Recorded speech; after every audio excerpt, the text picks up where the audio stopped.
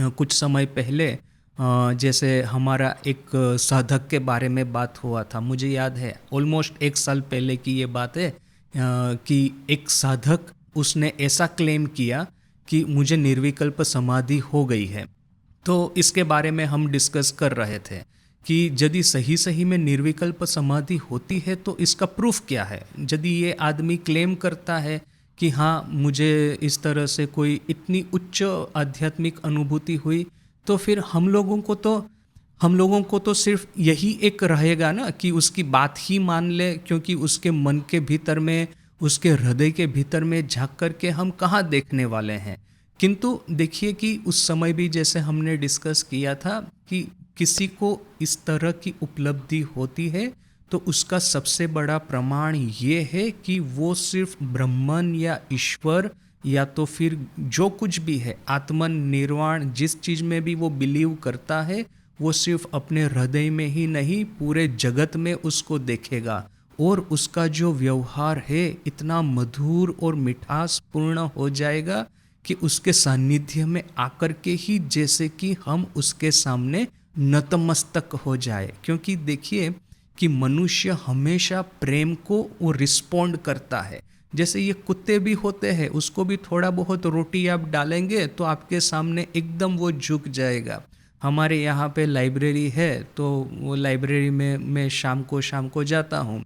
तो अभी हुआ है ऐसा कि वहाँ पे एक कुत्ता है, वो कुत्ता लाइब्रेरी में ही रहता है और ये लोग जो हमारा स्टाफ है उसको बिस्किट खिलाते हैं। कुत्ते का बिस्किट खरीद करके उसके लिए रख दिया है, प्रतिदिन दो तीन करके उसको देंगे। तो फिर उसका पैसा भी जैसे अभी हमको आश्रम से देना पड़ता है। तो मैंने कहा अरे लाइब्रेरी में कुत्ते को क्यों रखा है, वो भी किसी महाराज की इच्छा होगी कि रखे, वो आ गया होगा तो उसको बिस्किट खिलाए, तो वो कुत्ता अभी वहीं पे रहता है। तो मैंने कहा बिस्किट फिस्किट कर दो बंद और उसको भगा दो यहाँ से, ये लाइब्रेरी है, लोग पढ़ने के लिए आते हैं। किंतु देखिए कि वो कुत्ते का जो है कि आप बिस्किट बंद करे कि ना करे वो वहीं पे रहेगा। उसकी जो ये लॉयल्टी और वफादारी है, एक बार उसको पता चल गया है कि यहाँ से उसको थोड़ा बहुत प्रेम मिलता है तो वो बाहर जाएगा ही क्यों। और कुछ दिनों के बाद देखा कि ये स्टाफ वाले वैसे ही बिस्किट खरीद करके उसको खिलाते हैं। मैंने कहा अच्छा ठीक है, रखो इसको यदि आप लोगों की बहुत इच्छा है तो क्या है कि देखिए कि प्रेम को पूरा जगत वशीभूत कर सकते हैं आप प्रेम के माध्यम से। आपके हृदय में दूसरों के प्रति सहानुभूति, करुणा, अनुकंपा है, दया है, करुणा है, तो पूरा जगत जैसे कि आपके चरण तले आ जाएगा। शक्ति के माध्यम से आप जगत को जय कर सकते हैं, जैसे कि अलेक्जेंडर है, जैसे कि ये चंगेज खान है, जैसे कि ये हिटलर था, नेपोलियन था, ये ब्रिटिश एम्पायर था। उन्होंने अपनी शक्ति के माध्यम से जगत को जय करना चाहा था। किंतु आखिर में देखिए कि जो भारत से जो ये बुद्धिज्म प्रसारित हुआ, उसी ने तो इतने हजार हजार साल तक लोगों के हृदय पे राज किया है। ये चंगेज खान का एम्पायर कितने दिनों तक टिका? जितने दिन चंगेज खान जिंदा था उतने ही दिन, जैसे ही उसका मृत्यु हुआ उसके जितने भी लड़के हैं आपस में लड़ने लगे। वो कोई एक ईस्ट एशिया लेकर के बैठ गया है, कोई वेस्ट एशिया लेकर के बैठ गया है, कोई सेंट्रल एशिया लेके बैठ गया है। वो जैसे डिवीजन हो गए, फिर डिवीजन आपस में ही झगड़ा कर रहा है। तो ये सब तो हमेशा की यही कहानी है कि एक बार आप शक्ति के माध्यम से एक एम्पायर बनाएंगे, एक अपनी शक्ति का वर्ल्ड ग्लोबल प्रोजेक्शन करेंगे, कुछ ही दिनों में, चंद घंटों में उसका सत्यानाश हो जाएगा। देखिए कि ये जियोलॉजिकल टाइम स्केल है। पृथ्वी 4 बिलियन साल पहले बनी थी और देखिए ह्यूमन सिविलाइजेशन ऑलमोस्ट 10,000 साल से अस्तित्व में है।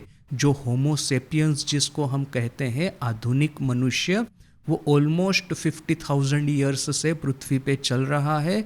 सिविलाइजेशन 10,000 साल पुरानी है। ये जियोलॉजिकल टाइम स्केल है।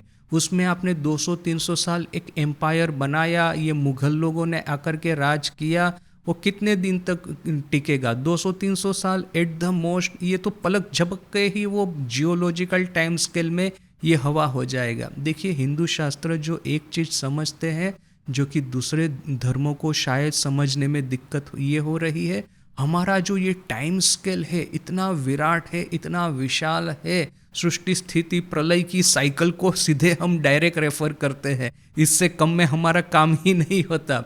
तो इसीलिए कभी कभी टू आवर डेट्रीमेंट कभी कभी ऐसा होता है कि हम हिंदू जो है दूसरों को पैसिव लगते हैं। यदि हमारे पे कोई आक्रमण भी कर दे तो हम सभी लोग मिल कर के, डट करके, उत्तेजित होकर के उसका मुकाबला करने को जैसे कि हम यूनाइट नहीं होते हैं। ये उसका एक फ्लिप साइड है। पॉजिटिव साइड यही है कि यदि इतना लंबा टाइम स्केल अपने माइंड में नहीं बिठाएंगे तो हम आध्यात्मिक विकास कभी नहीं कर पाएंगे। स्वामी जी का ये हमेशा का एक्सपीरियंस था। विदेश में आप जाएंगे, आप उनको स्पिरिचुअलिटी का उपदेश देंगे तो वे लोग कुछ इंस्टेंट कुछ प्राप्त करने की वो आशा रख के आएंगे। जैसे वो इंस्टेंट कॉफ़ी है, जैसे ये इंस्टेंट ग्रेटिफिकेशन है, वैसे ही एक इंस्टेंट निर्वाण चाहिए। जैसे ही उनको कुछ समय में पता चले कि अरे ये तो सिर्फ ऐसा नहीं है कि आपको इंस्टेंटली नहीं मिलने वाला है, कुछ सालों में नहीं मिलने वाला है, कुछ जन्मों में नहीं मिलने वाला है, जन्म जन्मांतर की ये यात्रा है, तब लोग फ्रस्ट्रेट होकर के छोड़ देते हैं। उन लोगों का कमिटमेंट आध्यात्मिक जीवन में रहना थोड़ा सा मुश्किल है। हाँ, क्रिश्चियनिटी है वगैरह धर्म वहाँ पे फैले हैं, किंतु स्वामी जी ने उस समय भी कहा था कि ये जैसे कि वो एक धनवती महिला है, वो अभी उसके जो बैठक रूम है, बैठक कक्ष, उसमें अभी ये फैशन है कि एक जापानीज वाज को रखे, तो एक जापानीज वाज रखा है। तो वैसे ही फैशन है कि थोड़ा बहुत संडे को चर्च में चले जाए अच्छे से नए कपड़े पहन करके, तो वो संडे को चर्च में जाते हैं। तो जैसे ही चर्च से बाहर आए, वो जो चर्च में जो सुना था वहीं का वहीं पड़ा रहता है। ज़्यादा से ज़्यादा थोड़ा सा डोनेशन दे देंगे जैसे कि अपनी कॉन्शियंस को वो ठंडा रख सके। तो ये है उनका धर्म। सभी ऐसे नहीं होते हैं, कोई कोई हाईली एलिवेटेड सोल होते हैं, किंतु ये जो हिंदू धर्म का ये जो जन्म जन्मांतर का ये है सफ़र, ये सृष्टि स्थिति प्रलय तक की ये जो सफ़र है हमारी, ये हमको एक डीप पेशेंस देता है। इस पेशेंस की वजह से हिंदू हमेशा धर्म को पकड़ करके रह सकता है। बहुत बार मैंने सभी देखिए कि जितने भी ये जो मेंटालिटी होती है ना, मेंटालिटी का पॉजिटिव भी होता है, नेगेटिव भी होता है। अभी ये अमेरिकन लोगों की इम्पेशेंट मेंटालिटी है। कभी कभी मेरे कुछ रिलेटिव्स वहाँ पे अमेरिका से आते हैं तो उनके लड़कों को मैं देखता हूँ, इतने इम्पेशेंट होते हैं। एक अपने जो इंडियन लड़का है उसको आप एक जगह पे बिठा करके रखिए, कहिए कि थोड़ा सा बैठो यहाँ पे, वो बेचारा चुपचाप शांति से बैठा रहेगा। ये अमेरिकन लड़कों को देखता हूँ कि एक सेकंड वो स्थिर होकर के नहीं बैठेंगे, इधर उधर नज़र लगाएंगे, इधर दौड़ेंगे उधर दौड़ेंगे, ये कुछ करेंगे वो कुछ करेंगे। They continuously want some sort of क्या कहेंगे कि gratification, they continuously want some sort of excitement. ये जो उनका एक्साइटमेंट सीकिंग नेचर है वो उनको एआई डेवलप करवा दे सकता है, मनुष्य को चांद के ऊपर में भेज सकता है, मनुष्य को वो मार्स के ऊपर में भेज सकता है। एक एडवेंचरस, एक डेविल में केयर, ऐसा एक एटीट्यूड उनका होता है, रिस्क टेकिंग बिहेवियर उनका होता है। किंतु this risk taking behaviour is successful only in outer life. Inner life में यदि हमको डेवलप होना है तो एक डीप पेशेंस चाहिए। निष्फलता है या तो निराशा है या तो फिर सामने एक्साइटमेंट का अभाव है, यह सब चीज़ें हमको ये सहन करनी होगी। तो ये पेशेंस हिंदू में है।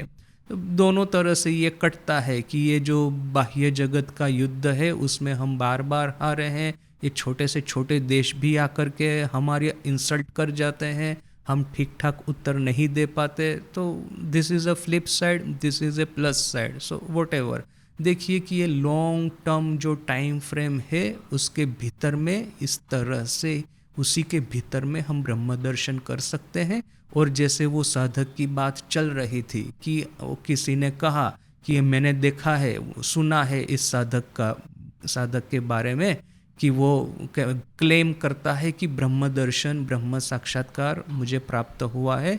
तो प्रूफ क्या है? तो प्रूफ यही है कि पूरा जगत जैसे कि उसके वश में आ जाएगा। ये जो आप ये इम्पेशेंट जितनी प्रजाएं हैं, एक्साइटमेंट सीकिंग जो प्रजाएं हैं, वो जो एम्पायर खड़ा करेंगे 200-300 साल में चला जाएगा। किंतु जो बुद्धिज़्म जो स्प्रेड हुआ है पूरे ईस्ट एशिया में, देखिए कि उन्होंने बुद्धिज़्म को जैसे कि अपना लिया है। अभी ये लोग ना ही इंडिया क्लेम करेगा कि हमने बुद्धिज़्म के माध्यम से ईस्ट एशिया पे विजय प्राप्त किया, ना ही ईस्ट एशिया के ये जितने भी कंट्री है, कंबोडिया है, वियतनाम है, म्यांमार है, न कि China, Japan, Korea, Indonesia, Malaysia, ये नेपाल, श्रीलंका, ये जितने भी कंट्रीज़ हैं, मंगोलिया, ये लोग कभी भी ये बात को स्वीकार नहीं करेंगे कि भारत ने हमारे पे विजय प्राप्त किया है। क्यों? क्योंकि वे लोग समझते हैं कि बुद्धिज़्म तो वैसे अपना ही तो है, इतने हजार साल की पुरानी हमारी ट्रेडिशन है, हमने जैसे कि उसको डोमेस्टिसाइज कर ही दिया है, डोमेस्टिकेट कर ही दिया है, तो फिर अभी इसमें इंडिया का क्या रोल है। किंतु देखिए कि भारत की जो विचार सरणी है उसने किस तरह से साइलेंटली सटली इन सब देशों में प्रवेश की है। तो ये बात है। आज भी देखिए कि स्वामी जी जिस तरह से वेदांत को विदेश में लेके गए, एक बार हम लोग मिशन ऑफिस में चर्चा हो रहा था, मैं उस समय ज्वाइन करने के लिए गया था बेलूर मठ में, स्मरणानंद जी जनरल सेक्रेटरी महाराज थे और वो विदेश की टूर से उस समय लौटे थे। तो किसी ने पूछा अब वो क्या है, रात को नाइट क्लास होता है भोजन के बाद में, तो मिशन ऑफिस में हम सब लोग बैठते थे, जो जनरल सेक्रेटरी महाराज होंगे वो वहाँ पे कुर्सी पे बैठेंगे और उनके सामने दो एल शेप का वो था, माने वो जो जिस कमरे में हम लोग बैठते थे, तो एक साइड में मिशन ऑफिस के जितने भी सीनियर साधु सन्यासी महाराज है, असिस्टेंट जनरल सेक्रेटरी महाराज वगैरह, वे लोग बैठेंगे, सब लोग ज़मीन पे बैठेंगे, सिर्फ जनरल सेक्रेटरी महाराज ही कुर्सी पे बैठेंगे, तो बाकी सब साधु लोग ज़मीन पे बैठेंगे एक साइड, और दूसरी साइड हम लोग जो नए ज्वाइन करने के लिए ब्रह्मचारी गए हैं, बच्चे लोग, हम लोग बैठेंगे।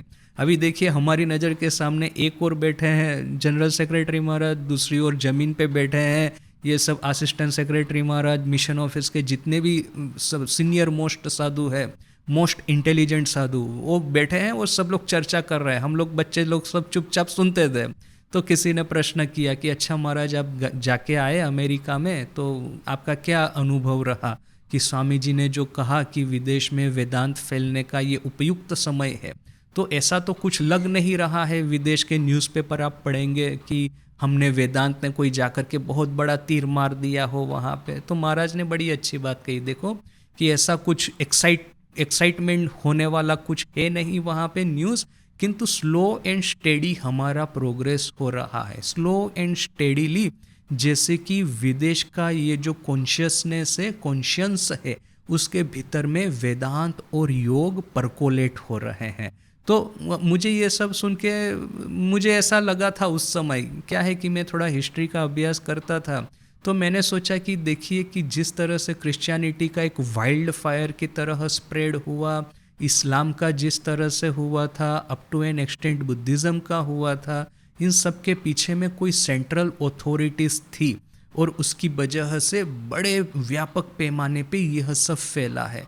तो अपना हिंदुइज़्म का हमेशा से यही एक ट्रबल रहा है कि इतना बड़ा देश है हमारा, इतनी एक सेंट्रल गवर्नमेंट भी है, किंतु कोई सेंट्रल गवर्नमेंट की ओर से या तो कोई सेंट्रल अथॉरिटी की ओर से हिंदू धर्म को विश्व में फैलाना, ऐसा मिशनरी अप्रोच हम लेके नहीं बैठते हैं। हाँ, अभी कुछ रिसेंटली कुछ ट्राई हुआ है कि योगा इंटरनेशनल डे एक सेलिब्रेट कर रहे हैं और लोग इसमें पार्टिसिपेट भी करते हैं, किंतु क्या है कि compare to other world religion हम लोगों की जो मिशनरी ज़ील है बहुत ही कमज़ोर दिखाई देती है। तो ये एक मुझे उस समय लगा था कि जैसे कि जीएस महाराज, स्मरणानंद जी महाराज जैसे कि एक तरह से डिफीट ही स्वीकार कर दे रहे हैं कि हाँ वो स्लो एंड स्टेडी ग्रोथ होगा, over a long period of time होगा। अपने जो डिवोटी है वहाँ पे अमेरिकन डिवोटी, उनके भीतर में देख रहा हूँ कि काफ़ी कमिटमेंट है, किंतु ये सब साइलेंटली हो रहा है, कुछ फ्लैशी, कुछ एक्साइटेड होने वाला ऐसा कुछ वहाँ पे नहीं है। तो उस समय मुझे लगा था, किंतु देखिए कि जैसे जैसे ये जो हिस्टोरिकल टाइम स्केल आपके माइंड में फिट होता जाता है, वैसे वैसे ही समझ में आएगा कि ये चंगेज़ खान का एम्पायर, एलेक्जेंडर का एम्पायर, नेपोलियन, या तो फिर ये ब्रिटिश राज, या तो इवन जो दूसरे जिस लोगों ने ये जो शक्ति के माध्यम से अपना फैलावा किया है, वे लोग कभी भी अपने को लॉन्ग टाइम पीरियड में टिका के नहीं रख पाएंगे। आप ये कह सकते हैं क्रिश्चियनिटी का या तो इस्लाम का उदाहरण देख करके कि वे लोग भी तो वाइल्ड फायर की तरह ही फैले हैं एक्चुअली,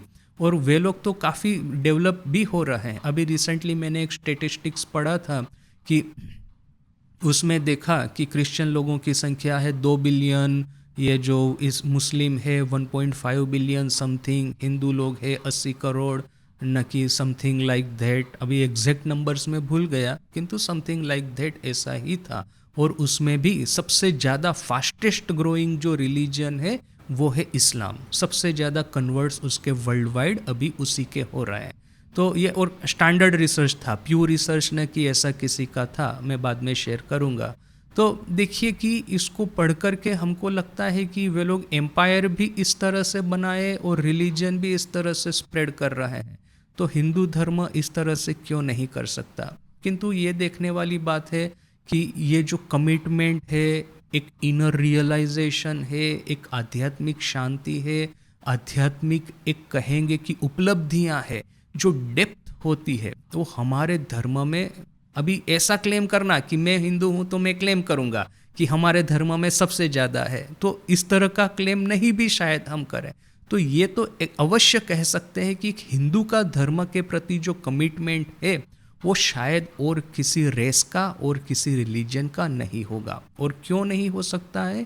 क्योंकि हमारे यहाँ पे ये जो आध्यात्मिक उपलब्धि प्राप्त करते हैं, वे लोग सर्वभूत में वही ईश्वर, वही आत्म तत्व, वही ब्रह्म को खोजते हैं और देखते हैं और रियलाइज करते हैं। और इसी वजह से एक सही सही ब्रह्मज्ञानी के साथ में हमारी मुलाकात हो जाए, उस सही सही एक आत्मज्ञानी ईश्वर दर्शन प्राप्त किए हुए महापुरुष का हमको दर्शन मिल जाए, तो हम सीधे उसके सामने उसके पदानत हो जाएंगे, उसके सामने हम नतमस्तक हो जाएंगे, सीधा उसके सामने साष्टांग प्रणिपात हो जाएंगे। क्यों?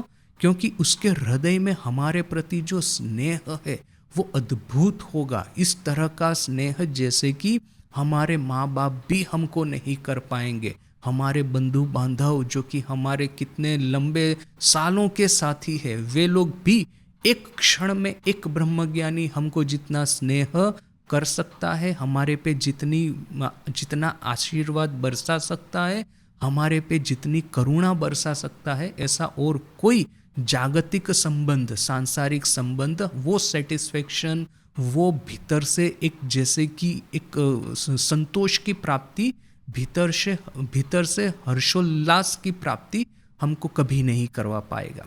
तो इसलिए कि यदि कोई ये क्लेम करता है कि हाँ मुझे ईश्वर दर्शन हुआ है या तो मुझे ब्रह्मज्ञान प्राप्त हुआ है, तो उसका यही एकमात्र सबूत है कि उसके सामने जाकर के ही आपको वो जो स्नेह मिलेगा वही एकमात्र प्रमाण है। आपका हृदय सीधा बोल देगा कि हाँ ये ब्रह्मज्ञानी ही है। उसके बाद में आपको और किसी टेस्ट करने का और किसी एक्सपेरिमेंट करने की कोई ज़रूरत नहीं रहेगी। तो वो एक हमने ऑलरेडी देख लिया कि जैसे यहाँ पे हरि महाराज कहते हैं meditate with eyes closed end also meditate with eyes open. आँख बंद करके भी ध्यान करो, आँख खुली रख करके भी ध्यान करो। ये पूरा जगत है, उन पूरे जगत में वही इष्ट का दर्शन करो जिस इष्ट को आप अपने मंदिर में या तो फिर अपने हृदय में दर्शन करते हैं।